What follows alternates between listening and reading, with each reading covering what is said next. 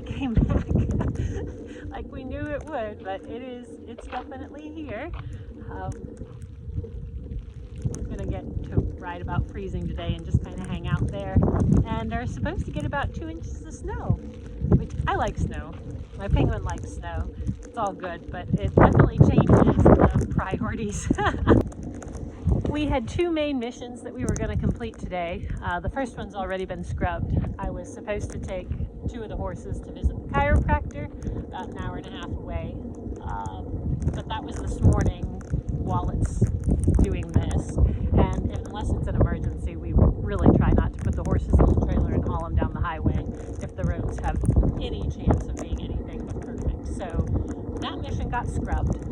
Mission number 2 also involves putting a horse in the trailer, and we're supposed to take the very, very, very pregnant mare to visit the vet for one last pre-foaling checkup. That's supposed to be this afternoon after all the snow stops. So hopefully that mission is still a go, because I knew there was a good chance today was going to look like this. Yesterday I did kind of my pre-flight checklist on the truck and trailer, went around, checked air pressure and all the tires, both on the truck and on the trailer. Thankfully all was good. We've been having trouble with valve stem leaks this year, which is annoying. Also got the inside of the trailer ready to load up and go. I wasn't quite sure if I was taking the 2 horses this morning or just the 1 horse this afternoon, so it's not totally ready, but I've got hay bags stocked and we're ready to load and go, and it's just going to be this afternoon that we go. Since it is actively snowing outside and not terribly warm, at least compared to the 60s we've been having, which has been awesome, looking for inside activities today. So my side quest, while I wait for the main mission of taking the pregnant mare to the vet, also has to do with the fact that foaling is coming maybe in the next 30 days. And we're going to go through the foaling box and inventory and see what we need to order and all that fun stuff. Yay for spending money. But when you need this stuff in the middle of the night, it needs to be here already. So we're in the tack room. Sorry, it is not a Pinterest tack room by any means. I don't know how people do it. Mine's a working tack room, hence the way it looks, but it works great for me, and we're gonna dig into the foaling box and see what we've got. I might have too much stuff, considering this tack room houses 1 person, me. But when you've had a life of horses, you tend to just kind of collect things, and you know how expensive they were the first time you bought them, so you tend to hang on to them because you never know which horse you're going to use it on. Any horse person has a collection of saddle pads, so don't judge there. I actually have a pretty small collection, I think. Right in front of us where it says Think Baby, that's where we are headed. That's the foaling box. I like using this little tote because under all my piles of stuff, there's a nice little handle, and you can actually put it on the stall wall, and it can hang out, and you can have all your stuff nice and close to you during foaling, which is nice. You need things close. Foal halter, we don't need that right away, but it lives here. Adjustable straps for the foal halter. Last year's foaling, the foaling itself went fine, but then we had some complications shortly thereafter, and I never really got around to cleaning all this stuff up and putting it away. So it's a bit of a mess, which is part of why inventory today is important, because stuff's just thrown in here that I really need to go through and clean and sort and maybe just kind of start over, because you wouldn't think it would be this much stuff, but oh goodness, this has actually been embarrassing because this needed to be done. We're just gonna pull everything out, and then as we put stuff back in, cleanly and slowly and carefully, we'll talk about what we use each one for. That needs to be thrown away. I nailed it. That's awesome. Anyway, we're gonna do some cleaning, and then we'll start reassembling the kit. I'm much happier with our cleanliness now, so we're ready to kind of start putting things back in the box. And as hard as it is for my brain to wrap itself around doing things backwards. I'd like to put things in the reverse order that I'm going to need them. So we'll see how that goes. The first thing I'm going to put in is the baby bottles. We have not had great success using the baby bottles to give them colostrum. It seems way better if we can get the foal up and nursing on their own. We have much better long-term success with the nursing process if we don't try to do the bottle. But you never know what kind of emergency you might have, and so it's better to have them and not need them than to not have them at all. The other thing that goes with nursing is the refractometer. Not as easy to say as it is in my head. You use that for checking the quality of the colostrum, basically. So that's going to go in with the milk supplies. Something that I need to reorder, and I've noted it on my list already, is Fleet enemas. We used up all of those last year, and I haven't replaced them. Shame on me, but that's on the to-do list. Also more mineral oil. Prior to that, in the timeline, you would be dipping the umbilical cord of the foal, and for that, you used to use film canisters, but you can't get film canisters anymore. But I happen to keep my contacts in these little containers all the time, and so you get a new one every month, basically. I have a supply of those, and I use those. I add my iodine to one of these, dip the umbilical cord, throw it out, and then the next time you do your dip, add iodine to a new one of these, throw it out. For me, it's a nice way to recycle something that was trash anyway, and it's just the right size for that. Check the date on both my iodines. One's 5%, one's 1%. Technically, they're both expired. Iodine doesn't really expire, but we need to replace it, so that's going on the list of things that need to be replaced as well. Okay, so we've done the taking care of the umbilical cord. We know we need to order the Fleet enemas. I think we're back to the actual birthing process itself, which is good. And like dealing with the afterbirth and stuff, just things to have on hand. Saline solution goes in. Bandage scissors go in, string, twine, rubber bands. All those are kind of in the post-care field. Also, these are my little, it's 2 a.m. and your brain's not working super well, cheat sheets about, what are full vital signs, what's normal, and emergency veterinary phone numbers. You'd be amazed what your brain can't think of when it's panicking or sleep deprived. And sometimes with foaling, both is taking place. So those go in as well. Other items we need in our foaling kit are OB sleeves. Those are the clear plastic sleeves that go all the way up to your shoulder. These look like they're dirty, but they're not. They've just been slightly stained by iodine, but they're definitely not sterile, whereas these are sterile, and you need some of both. Sometimes you use the non-sterile ones to like bag up the placenta while it's still working on coming out of the mare. So I like having some of those on hand. Wellness check items. I got distracted. Stethoscope is important. Thermometers. You never know when one's not going to work, and I couldn't tell you how many times I've had the battery go dead on me. So we have several thermometers, and of course with thermometers, petroleum jelly. Wrapping the tail. I have lots of tail wrapping supplies, but again, sometimes you have to do it 2 or 3 times because a wrap will come off or get super dirty, or you just never know. So I'd rather have stuff on hand than not have it. Although honestly, this is probably overkill, but I've got it and it's there.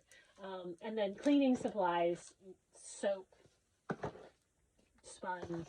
I've got a bigger one too, but it lives in the bucket. And then a plethora of towels and stuff. There's one little one that I stick in here, but we have very, very, very many more. That's the stack of towels that's in the tack room and clean and ready to be used at any point in time. Also the other, normal vet kit with rubber gloves and anything else you might need.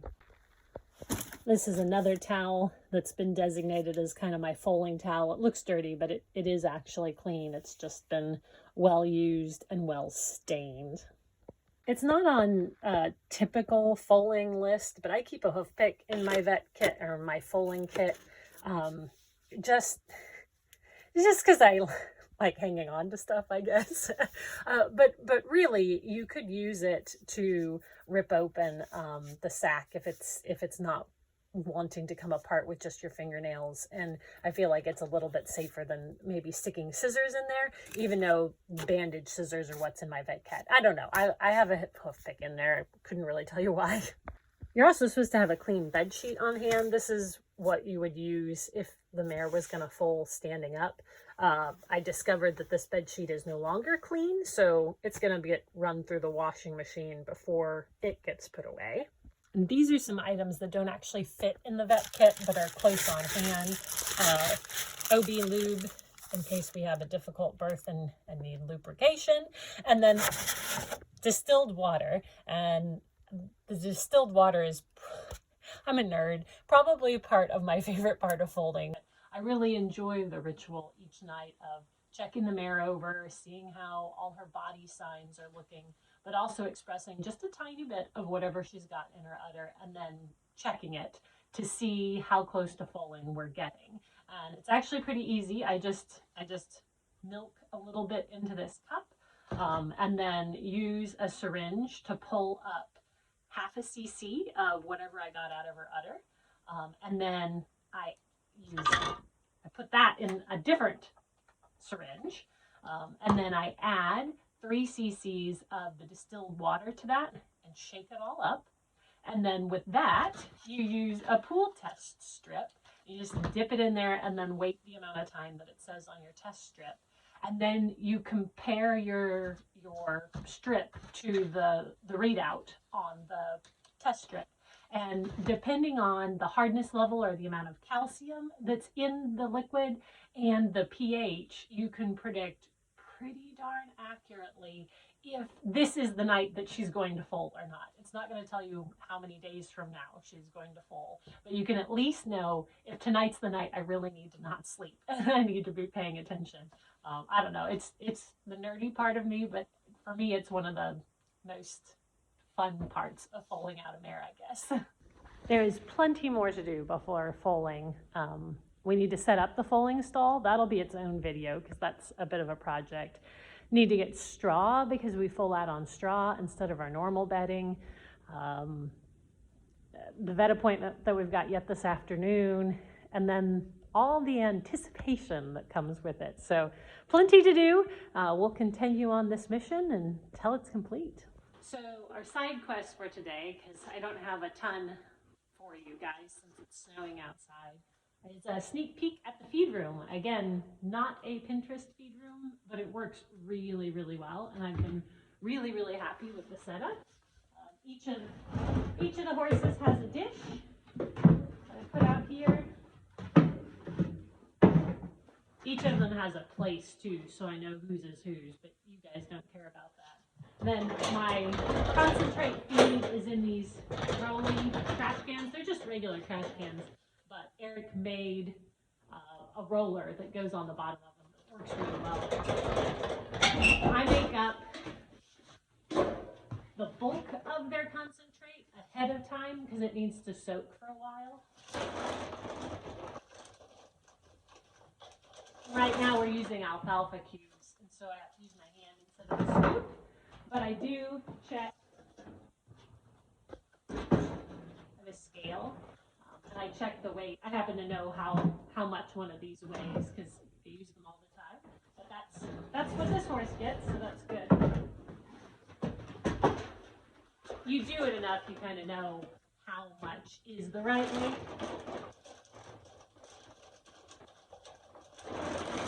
So I don't measure every one of them. But check from time to time, because there will be times that your concentrate actually doesn't weigh what you think it does.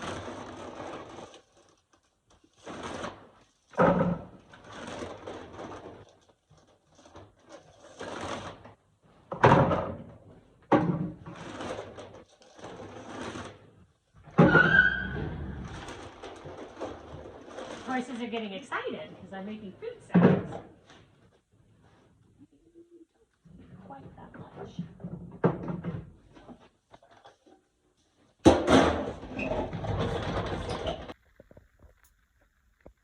So their alfalfa cubes are going to get soaked, but I also add their vitamin and mineral supplement, which is over here, to the buckets before I soak it. For the most part, everybody gets half a scoop.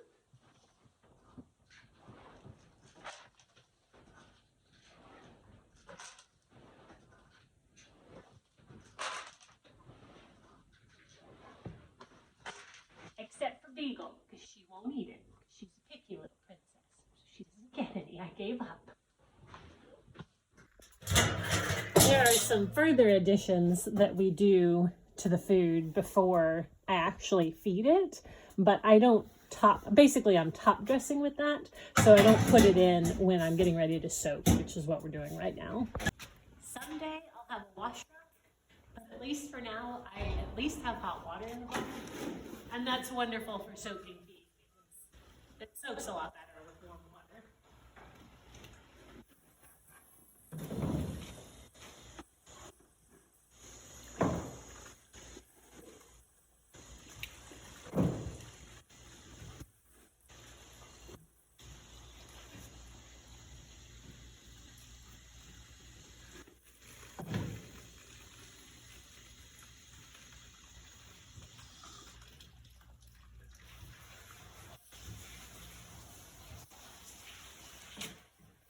My stacking arrangement just helps me keep track of whose is whose. Nothing mysterious about it.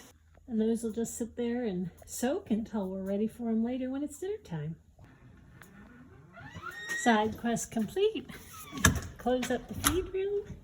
Say adios to Gremlin. Yeah, that's for dinner. Not for right now. It's for dinner. You want the boops? You want the boops? Okay, time to go inside and order fleet enemas. It's still snowing. I'm starting to get a little more concerned about the vet appointment this afternoon. But that's our main mission for the day, and we really need to get that done. So we're going to do our best. With as warm as it's been, I can't believe the snow is sticking, but it is actually indeed sticking. And that made me realize that it's actually not that warm today.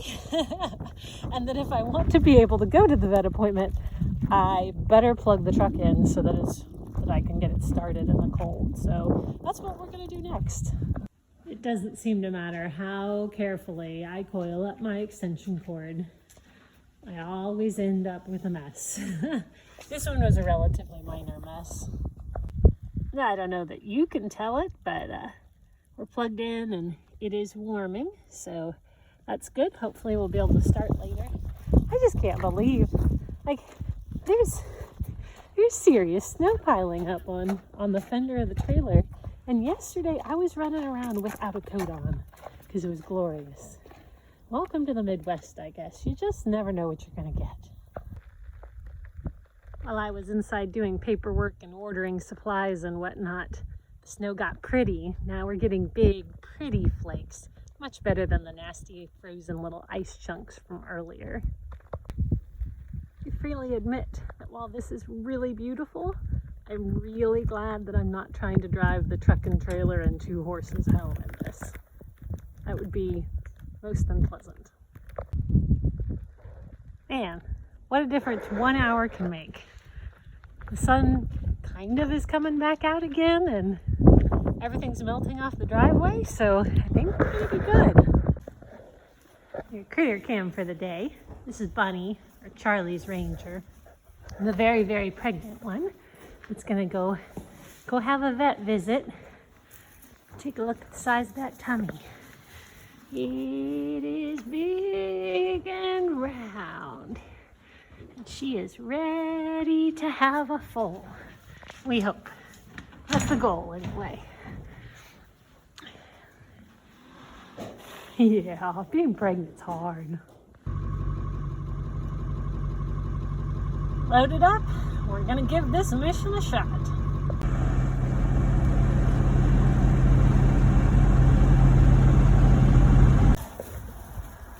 Made it to the vets. Roads were totally fine. So hopefully we'll get a good report here and a safe trip home. We can mark this mission complete.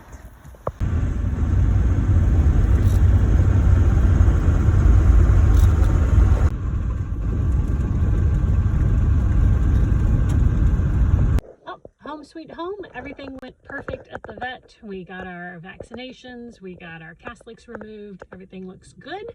So pre-foaling countdown begins. We're back home safely, and that means mission complete. Thanks for watching. We'll talk to you next time.